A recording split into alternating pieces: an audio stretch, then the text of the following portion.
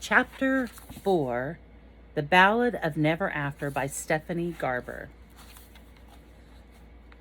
Evangeline's mother, Liana, used to wake up every morning before sunrise. She'd put on a pretty flowered robe that Evangeline always thought of as romantic. Then she'd tiptoe delicately down the stairs and quietly slip into the study where she would sit beside the crackling fireplace and read. Liana Fox believed in starting the day with a story. When Evangeline had been little, she would often wake up early as well, not wanting to miss out on any of the magic with which her mother always seemed to be surrounded. Evangeline would follow her to the study, then curl up in her lap and promptly fall back to sleep. Eventually, Evangeline grew too old for laps, but she always became better at staying awake. But she also became better at staying awake. And so her mother began to read her stories out loud. Some tales were brief, while others took days or weeks to get through. One book, a great tome etched in gold foil that came all the way from the Southern Isles, took an entire 6 months to read. And when Liana reached the last page of every story, she never said the end. Instead, she always turned to Evangeline and asked, "What do you suppose happens next?" "They live happily ever after," Evangeline usually proclaimed.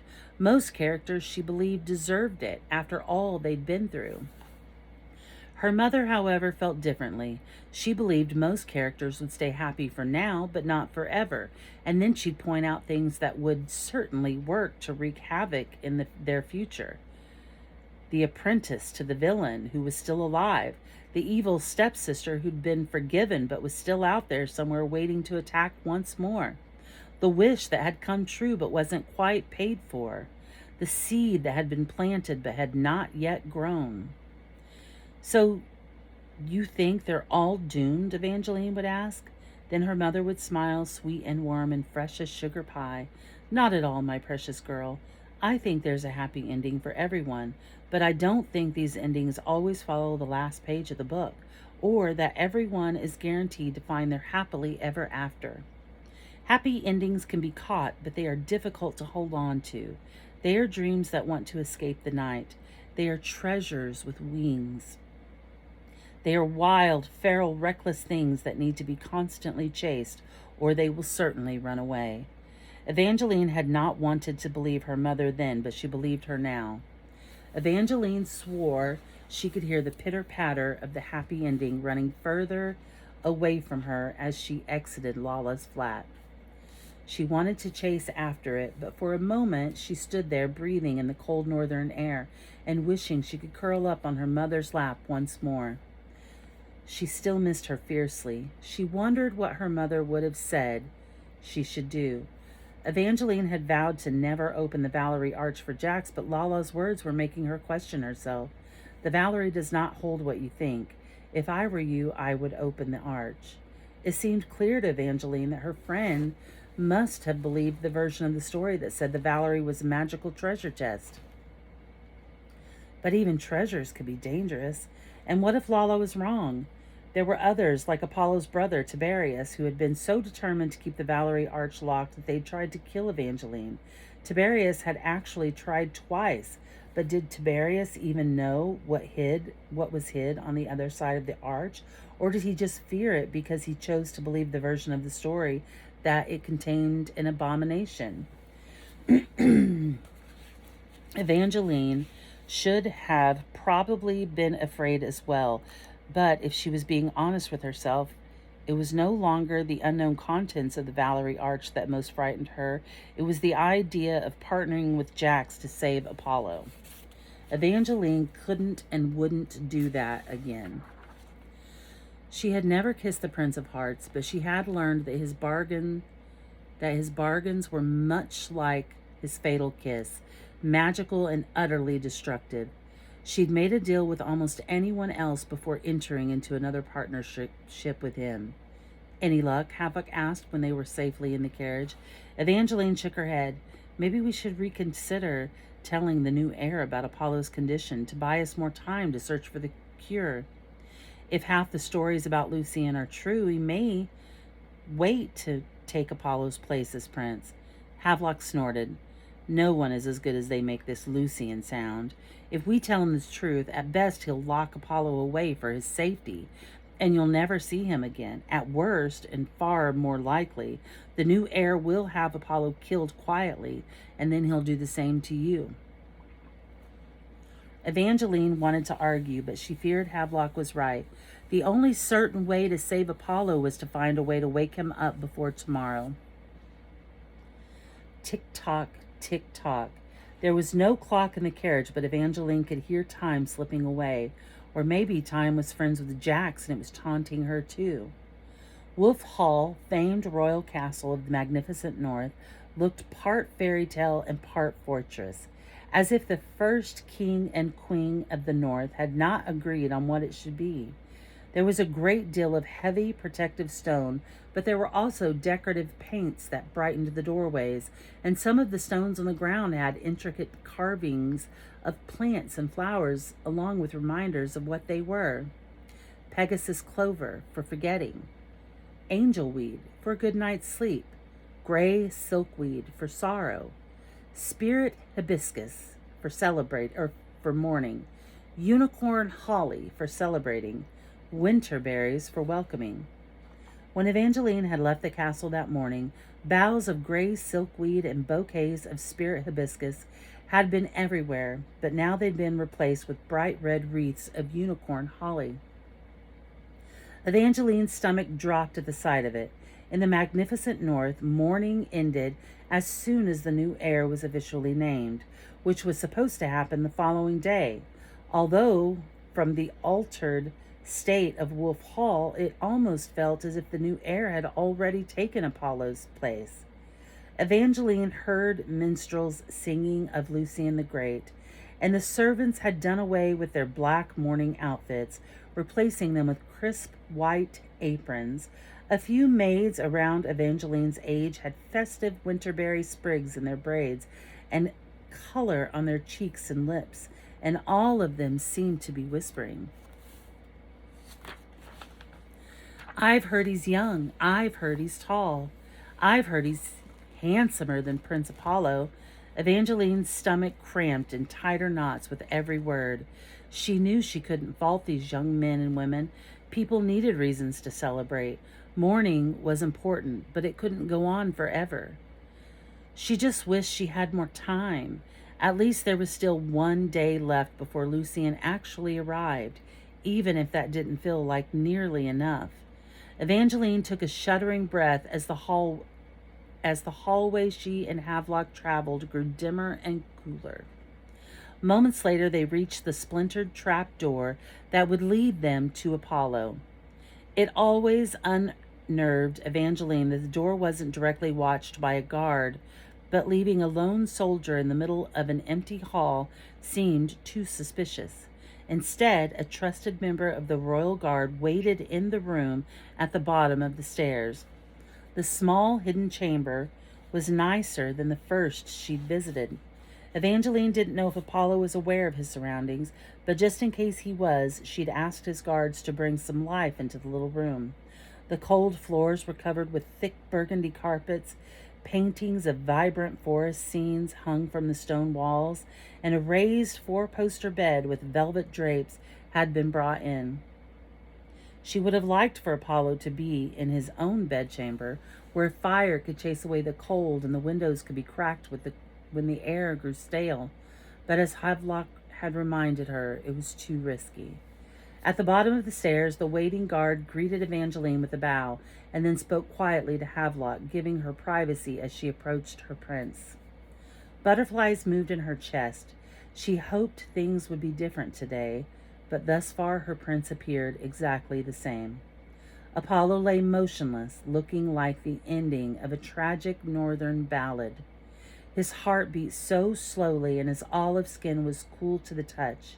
His brown eyes were open, but his once smoldering gaze was entirely lifeless, flat, and vacant as a piece of sea glass.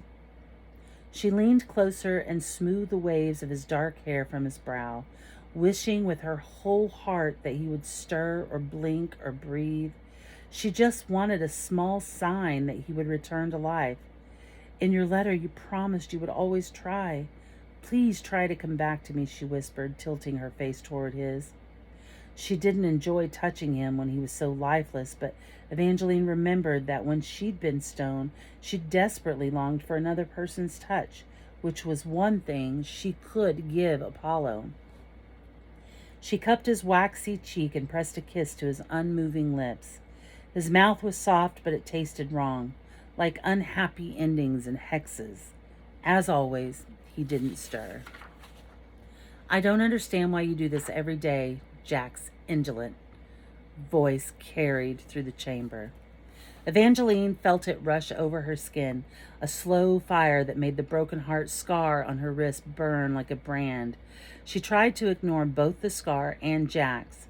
She tried not to turn, not to look or acknowledge his appearance, but it probably would seem more suspect if she continued to kiss Apollo's unmoving lips.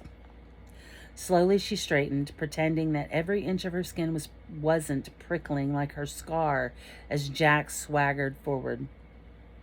He was dressed with more care than usual. A series of silver links secured the midnight blue cape at his shoulders. Oh, my phone did a weird thing. His velvet doublet was the same deep blue, save for the smoky gray embroidery that matched his fitted trousers, which were tucked neatly into polished leather boots. She shot a look past him toward Havelock and the other guard at the foot of the stairs, but they were doing nothing. Jax must have magicked them. Most people believed that the Prince of Hearts' only power was his deadly kiss, but Jax also possessed the ability to turn humans into puppets at his will. His fatally power was more limited to the north, but he could still control the emotions and hearts of several humans at a time. Thankfully, these powers didn't allow him to control Evangeline. He'd tried before, but she had simply heard his thoughts. He could also hear her thoughts if she projected them, and sharing her thoughts with Jax was not something Evangeline desired to do right now. Do you kiss the prince because you actually enjoy it? Jax asked. Or is it because you honestly think it will magically revive him? Maybe I do it because I know it will annoy you, Evangeline answered archly. Jax flashed a smile that was far more wicked than welcoming. Glad to know you're thinking about me when you kiss your husband. Heat flushed her cheeks. I'm not thinking nice things. Even better. His eyes sparked gem-sharp blue with threads of silver, and far too pretty to belong to such a monster. Monsters were supposed to look like monsters, not like Jax. Did you come here just to irritate me? Jax sighed, slow and dramatic. I'm not your enemy, little fox. I know you're still angry with me, but you've always known what I am. I never tried to pretend otherwise. You just let yourself believe I was something I'm not. His eyes turned metallic and utterly unfeeling. I'm not your friend. I'm not some human boy who will tell you pretty lies or bring you flowers or gifts or jewels. I never thought you were, she said, but perhaps a small part of her had. She hadn't imagined that he'd bring her flowers or presents, but she had started to think of him as a friend, a mistake she would never make again. Why are you here? Evangeline asked. To remind you that you can easily save him, Jax casually shoved his hands into his pockets, as if making another deal with him would be as simple as giving a baker some coins for a bit of bread. Perhaps at first it would seem that way. If she told Jax she'd open the Valerie Arch, Apollo would wake tonight. There would be no more worries about this new heir. But Jax would still be there. He'd be there until he found the missing archstones, and Evangeline needed Jax gone, perhaps as much as she needed to wake her prince. As long as Jax was in her life, he would continue to ruin it. She'd been trying to find a cure for Apollo, but maybe what she really needed was to find a way to get rid of Jax. The answer is no, and it will always be no. Jax crossed his arms and leaned against the bedpost. If you really think that, then you lack imagination. Evangeline bristled. I do not lack imagination. I merely possess determination. So do I. Jack's eyes flickered with something malevolent. This is your last chance to change your mind. Or what? Evangeline asked. You'll really start to hate me. Perhaps I look forward to hating you. The corner of Jack's poisonous mouth twitched as if the idea vaguely entertained him. Then a clock chimed somewhere else. 7 loud strikes. Tick-tock, little fox. I was trying to be kind by giving you time to consider the offer I made in the library, but I'm tired of waiting. You have until midnight to change your mind. She tried to ignore the twist in her gut. If putting Apollo in a state of suspended sleep was Jack's kind way of trying to persuade her, she dreaded what else he might do after tonight. And yet she still couldn't imagine that partnering with him again would leave her better off. She turned to leave. A hand gripped her wrist. Jack's. But the hand holding her didn't belong to Jack's. His skin was cool and marble smooth. The hand that grabbed her burned. Apollo? Evangeline turned back to her prince, excitement surging through her. He was wrong. Moments ago, his eyes had been dull as sea glass, but now they glowed red, like burning rubies and curses. Evangeline whirled on Jack's, or she tried to. It was difficult to move with Apollo's hand iron tight around her wrist. She glowered at Jack's. I thought you were giving me the rest of the night. I didn't do this. His gaze shot from the prince's glowing red eyes to Evangeline's captured wrist. She tried to pull free, but Apollo's fingers dug in more force. She tugged harder. He squeezed tighter, painfully tight, making her yelp as she yanked against him. His eyes still glowed that awful red, but he didn't appear awake. He seemed possessed, or perhaps desperately fighting to wake up. Her chest tightened with panic. Apollo! He can't hear you. Jax pulled out a dagger with a shining black blade. What? He's going to break your bones. Jax slashed Apollo's hand with the knife. Blood spattered her skirt as the prince dropped her wrist and the red disappeared from his eyes. Evangeline cradled her injury. Apollo had left a bracelet of blue and purple bruises. Drip, drip, drip. She was bleeding too, but the blood wasn't coming from the hand that the prince had taken. It was on her other hand. Red welled in a diagonal cut across the back of it, mirroring the wound that Jax had just given Apollo, as if she too had been sliced. She tried to swipe it away, hoping it was just spatter from Apollo, but her hand continued to bleed. Jack's eyes were storm dark as he watched blood well from the wound. Swearing, he tore a handkerchief from his pocket and hastily wrapped it around her cut. Stay away from here and do not kiss him again. Why? What's happening? She asked. Jax spoke between clenched teeth. Someone has just put another curse on you and your prince.